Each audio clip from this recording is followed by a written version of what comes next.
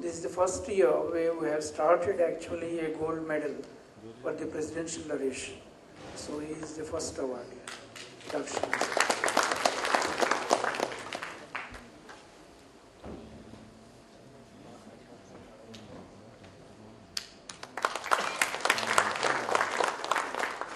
Very good afternoon to all of you. Thank you for those kind words, sir.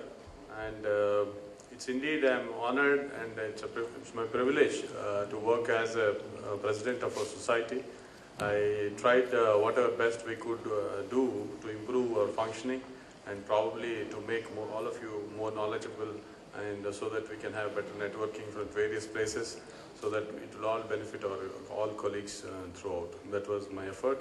And as a customary, I was told that a presidential oration is generally it's a thing to be spoken in the conference. I again take this opportunity to just present to you some of my experiences in the past few years of interventional cardiology. And I titled this talk as Evolution of Interventional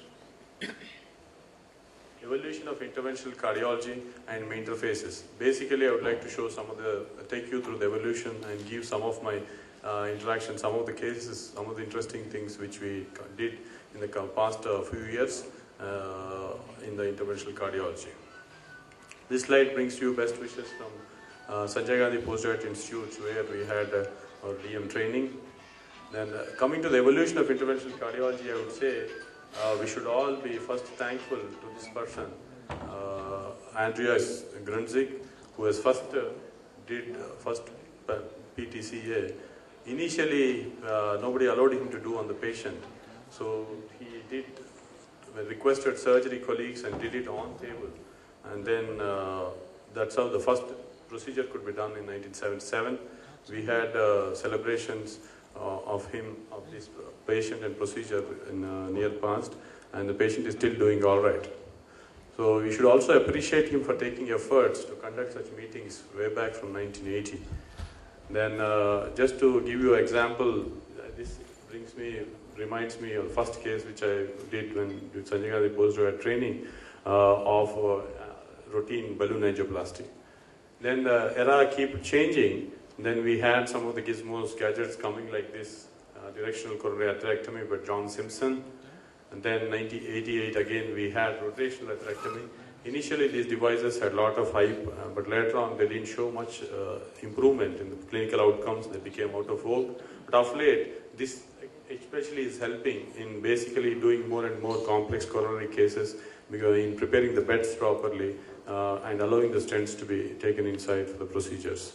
But I would say the main change has happened after the introduction of this Palmage and Shard stent, thanks to their contributions, and we should all recollect our ideas again regarding this study. Some of you must be aware, the Benistent study, which was studied way back which was published in New England Journal of Medicine in '94. Again, the Patrick Serras was the principal investigator. This is a study showed that the stent group of patients compared to balloon angioplasty had a maximum initial lumen diameters, and the follow-up stenosis were decreased by about 10%.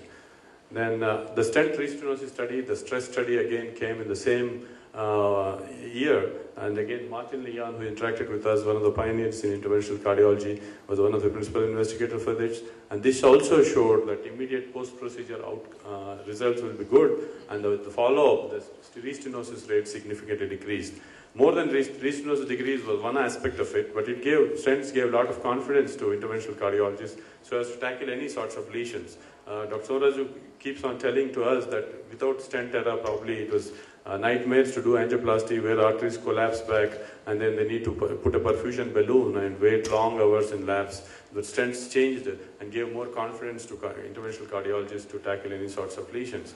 These are the standard indications of PTCA before.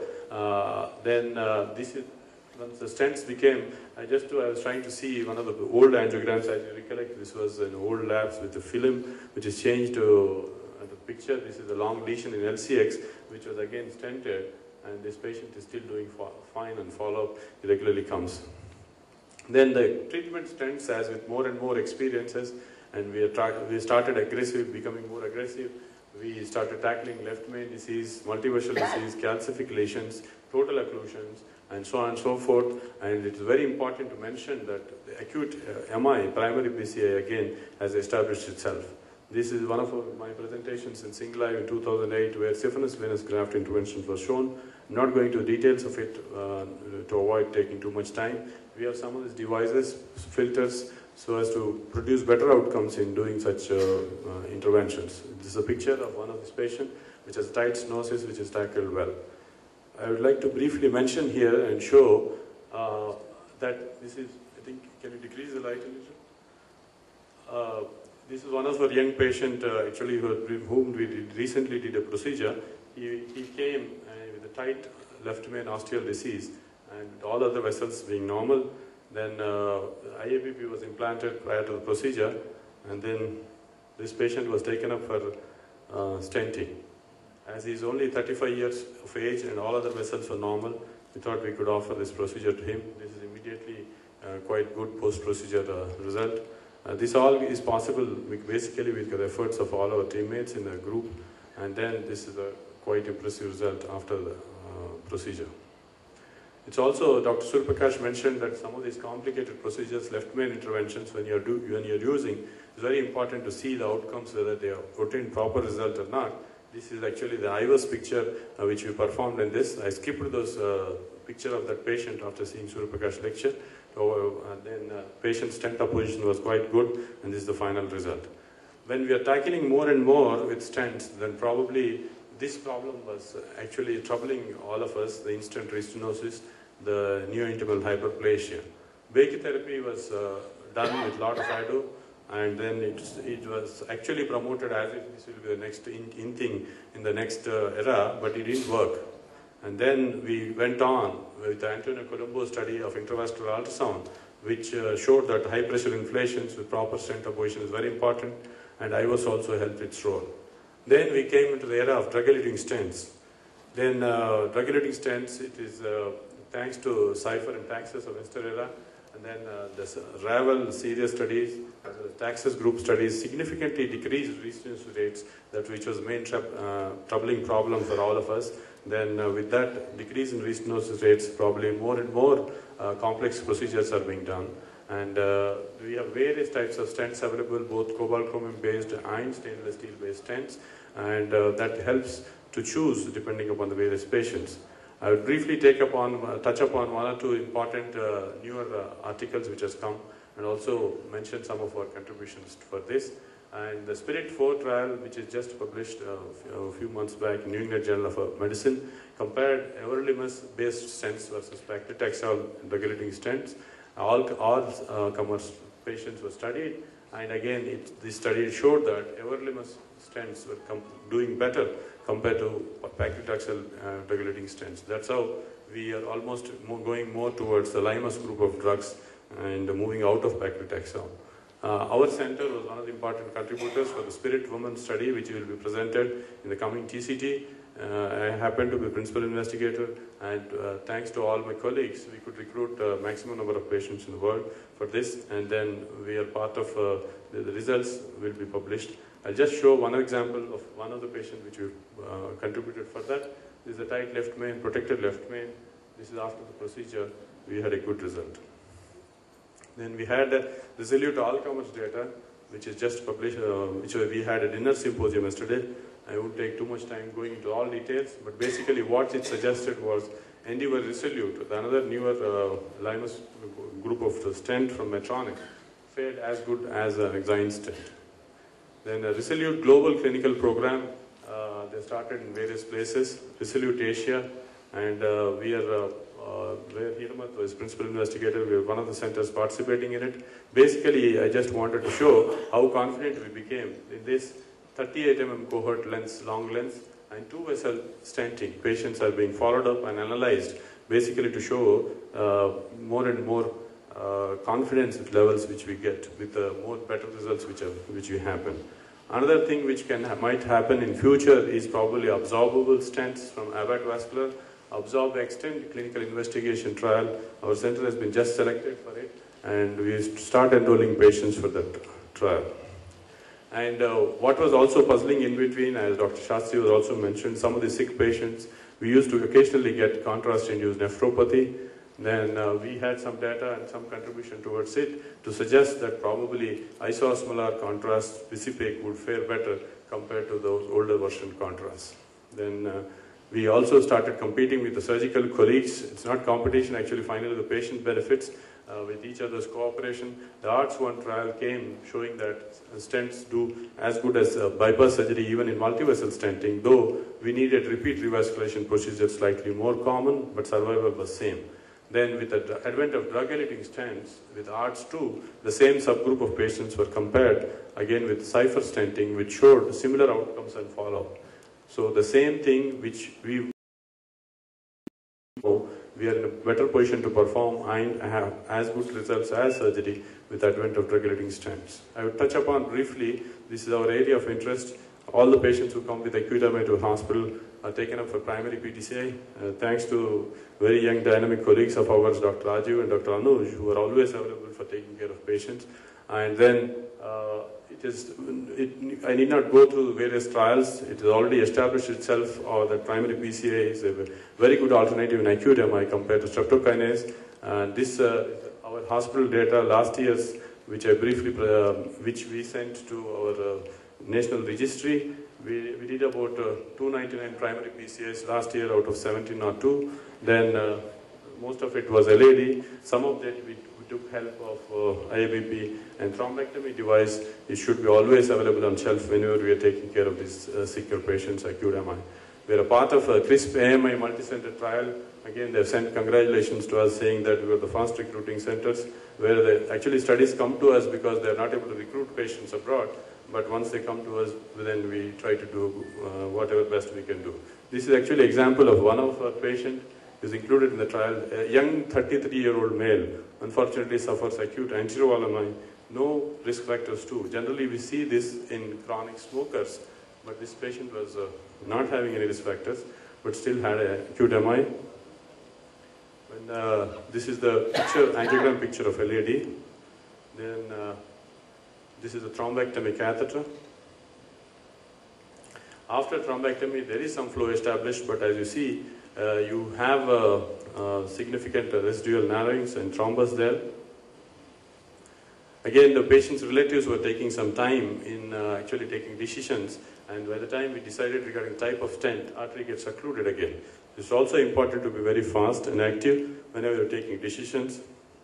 And then we had to put a drug-eluting stent in this patient, and the final result was very good, and the patient is doing quite fine. Then this reminds me that interventional cardiology not only always brings laurels, sometimes it brings a lot of stress to you. Sometimes in acute MI patients, whenever you do procedures fast, when the patient comes to us, he says you do the best. And then when it comes to paying, that sometimes you may encounter problems with patient attendance. This reminds, I think Dr. Kapoor is here. Once one of the patient troubled like this, and then Dr. Kapoor is supposed to be very good in tackling such scenarios. Then he said, okay, if you don't want to pay, then we'll get the patient back and remove your stent, then you can go, he said. Then attendants were suddenly worried and they cleared it off, but that's what has happened in one of our patients, which is very interesting. This patient had a LCX stenting done before, but he had restenosis distal to the stent. Then we were trying to take a second stent and deploy the second stent, but the wires got entangled. I didn't go through the full thing of it. I took out some interesting pictures of it. And when we were trying to come out, pull out the wire, then the entire stent, the old and new, both moved back. So we could, that the stent is hanging there. Then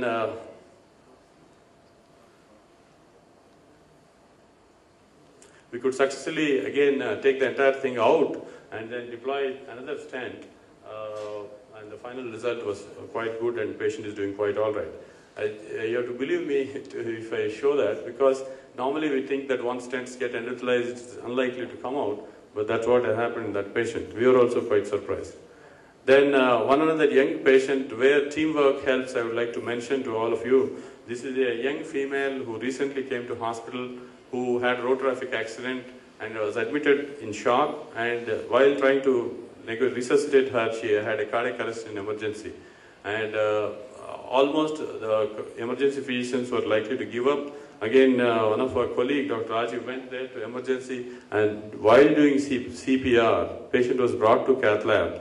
And then this, if you see, it's a totally occluded left pulmonary artery with thrombus, that is a pulmonary thromboembolism. Then without giving up, they tried thrombosuction, huge clot burdens were sucked up with a guide catheter. I edited those pictures, but result was improved, and then patient could be again saved from CPR stage to again back to normal. Patient was on ventilator for some time and she's extubated. This reminds me, just to bring some lighter things to our talk, you know this story of this tortoise and race very well, and I need not tell you. This was very confident and this gradually overtook the race. But later on, the team, what message we should have is if both of them can work together. Like in between, tortoise became very clever and she has put a second race where the river was there in between. Then again, rabbit failed. So if you have a teamwork, the tortoise ran with rabbit on till the river comes. During the river, probably the rabbit came on to the tortoise. Then finally, again, when it comes out, both of them could run faster and finish the race. In other words, to say teamwork always wins. Let's go and build stronger teams for the benefit of patient care. Then a word about the imaging technology which has come. We had very good talk from Dr. Surya Prakash. We are thanks to Dr. Ravi Bhattina with us. We are part of many multi-center cardiac imaging studies, the MEDIC trial, the big picture trial, ICARUS trial, in which we were awarded as the best and the leading recruiters. And also, we could help through the study one of our radiology and cardiology colleagues to send them for that fellowship training program, because that was the award given for contributing better. Then we also briefly like to touch upon some of the other non-coronary areas. The carotid stenting again has established itself. We wanted to show one live case, but because of passage time it was not done. But it has also established itself. Renal artery stenting and peripheral artery stenting, I will briefly mention one or two case examples. Then this is one of our papers which was presented by Dr. Nageshwar Rao in a pediatric cardiology conference. Emergency renal artery stenting for acute renal failure. A patient came with acute renal shutdown and started pouring urine once renal artery stenting is done. Then I would go on to non-coronary interventions. This procedure is quite close to my heart, because patients dramatically improve after the procedure. I need not run through all the details, all of you are quite aware. It has become a very well established alternative to surgical commissurotomy, and almost we forgot about closed mitral valvotomy now. Most of the procedures taken can be tackled with this. I would just go through the various pictures. I need not go into details of these procedures, but this gives very encouraging results. This is one of my first papers which I presented abroad in World Heart Symposium. I am very thankful to Dr. Krishnaraju and Dr. Argyopal for allowing me to go during those times to present this paper in World Heart Symposium, London, where we presented that commissural calcification and the commissural fusion, if it's there on echo, then that patient should not be taken up for balloon mitral valvotomy, because that is a significant single most multivariate predictor of occurrence of mitral regurgitation. But we were not very good in writing paper and presenting. That same data came out with another group suggesting that those patients need not be taken. This shows how the valve splits. That's a bilateral split, and the previous one was a unilateral split. Then we had published influence of subvalvular pathology and immediate results and follow-up events in balloon mitral valvotomy. This was our work when we were there in SGPGI, and we showed that patients with severe subvalvular pathology also can benefit by this balloon mitral valvotomy with better benefits, because all these patients had more hemodynamic derangements pre-procedure. And effect of mitral valvotomy in subgroup of severe PAH again was studied and was published in Journal Heart Valve Disease, and again it showed equally encouraging results. And Dr. Radhakrishnan is with us here. He always had a fascination of juvenile mitral stenosis, which we called as less than 20 years age group. And this work got published in Journal of Heart Valve Disease again, where we showed that these patients could be tackled effectively by percutaneous balloon mitral valvotomy. Then this is one of our recent papers which Dr. Nageshwar elegantly demonstrated yesterday. We couldn't see the entire procedure because of time lag. time problem, but retrograde transcatheter closure of ventricular septal defects in children using the Amplatz duct occluder. This is about to come in the next month's catheterization cardiovascular interventions, all the details of which were told, and for the sake of time I would skip for it. But this avoids all the loops and the cumbersome procedures for VSD. This is one of the interesting cases of rupture of Science Valsalva. I think, if I recollect properly, this patient came from Assam for this procedure, and then this duct occluder was used successfully to close the shunt, and the patient immediately improved dramatically. One of the other interesting congenital interactions, though we don't see regularly congenital heart disease patients because we have a very aggressive pediatric cardiology team, we occasionally do help in the procedures. I took some of these cases where teamwork was required in lab, where we helped the pediatric colleagues a little.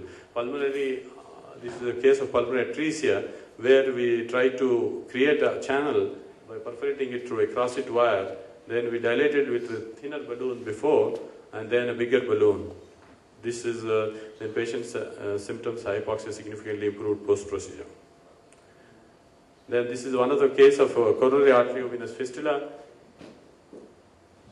which was occluded by coils. The abnormal collaterals, many of you must have seen, again was occluded by collaterals. The sequestration of lung again was again occluded by collaterals. Coaptation of aorta stenting, again in some few of our adult patients we did do such procedures. This is one of the stent deployments we can watch. Then all these patients who you go for surgery before, now we are able to tackle them at least partially. That's a deployed stent. Then this is another interesting case. If you recollect, this is actually a case of post-operative tetralogy of Fallot. A surgeon probably missed out stenosis, and the patient was not doing well. Lung had a unilateral oligemia on left side, and then child was not doing well. Then when it was evaluated, he had a left LPA type narrowing. Then this patient was taken up for LPA stenting, and immediately after surgery, the patient did quite well later. This is another procedure which I was getting very fascinated with, duct-dependent circulation. All of you must be knowing about only giving prostaglandin infusions to prevent total occlusion of duct. In our center, we started doing, it was actually almost similar to a surgical shunt which was given. Using the natural PDA, then we prevent the occurrence of closure of PDA. I think this picture is not running, by putting a stent. Then this is one of the earliest babies which we tackled. I recollect, Dr. Nageshwara is here. Then this patient was shifted from one of the pediatric cardiology centers. This is about 8 hours baby who had obstructed TAPVC, and this was tackled by putting stent, and there was immediate improvement. Later on, baby succumbed with septicemia or something. Some of the lighter things, this was one of my felicitation photo of FACC. This the recent photo where I was taking over as president of our society. And then briefly to touch upon some of the newer valvular procedures which are coming across. The vascular axis is becoming more and more important because we are coming across to valve area, percutaneous valve area. I would briefly run through because already we had enough of experience, all the live demonstration perfectly done. And that was Edwards. This is a core valve technology. Then we are also moving to technology era of percutaneous valve repair. Probably if you're lucky, by next year this time probably we could show 1 or 2 cases because it might get approved in December. Then some of the other technology which is likely to come is the Watchman's device. This is LA appendage occluder.